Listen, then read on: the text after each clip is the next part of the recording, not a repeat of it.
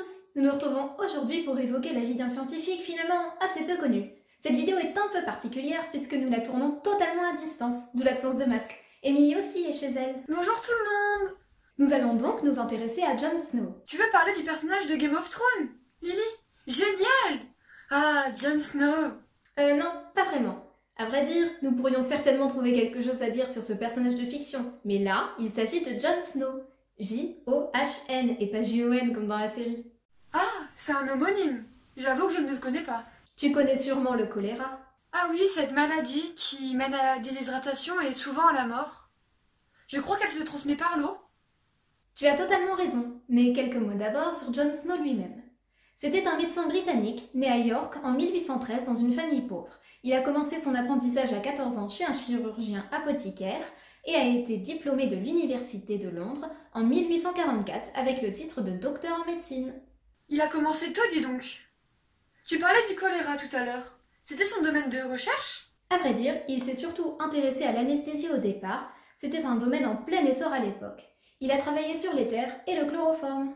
Quand je pense qu'il fallait être opéré sans anesthésie, ça devait être terrible. Effectivement, il est devenu une sorte de sommité dans ce domaine. Il est même devenu l'anesthésiste de la reine Victoria. Il a pratiqué une anesthésie au chloroforme pour la naissance de son 8e enfant. Mais revenons au choléra. Cette maladie faisait des ravages à cette époque. Tout à fait. D'autant plus que l'on ne savait pas comment elle se transmettait. Les gens pensaient que c'était par inhalation, en respirant l'air. C'est par ingestion, non? C'est ce que pensait Jon Snow. Il était persuadé, contrairement aux autres savants, que le choléra se transmettait en absorbant quelque chose, notamment de l'eau. Comment pouvait-il le savoir? Il avait constaté lors d'autopsies de personnes mortes du choléra que les intestins étaient attaqués, mais pas les voies respiratoires. En 1853, une épidémie de choléra a frappé Soho, un quartier pauvre de Londres, et Jon Snow a une idée révolutionnaire. Laisse-moi deviner.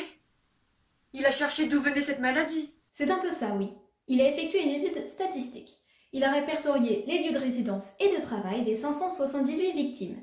Il les a placés sur une carte de Londres et il a remarqué que plus les lieux se rapprochaient d'une certaine pompe à eau, plus il y avait de décès. Cela veut dire que grâce à son étude de statistique, il a réussi à identifier la source de la contamination. Trop fort! J'imagine qu'il a condamné cette pompe. Tout à fait. Et l'épidémie s'est éteinte petit à petit. Il est devenu célèbre pour ses travaux, non? Pas vraiment, non. À vrai dire, les gens n'étaient toujours pas convaincus et il a plutôt sombré dans l'oubli. C'est dans les années 1930 que l'importance de ses travaux a été reconnue et qu'il a été considéré comme une sorte de père de l'épidémiologie. Décidément, c'est assez courant chez les savants. J'imagine que ces travaux sont toujours d'actualité de nos jours et qu'ils servent pour déterminer l'épicentre d'une épidémie. Absolument. Pour Ebola en Afrique par exemple, ou pour identifier les clusters du Covid-19. Nous espérons que la vidéo vous a plu et à bientôt! À bientôt!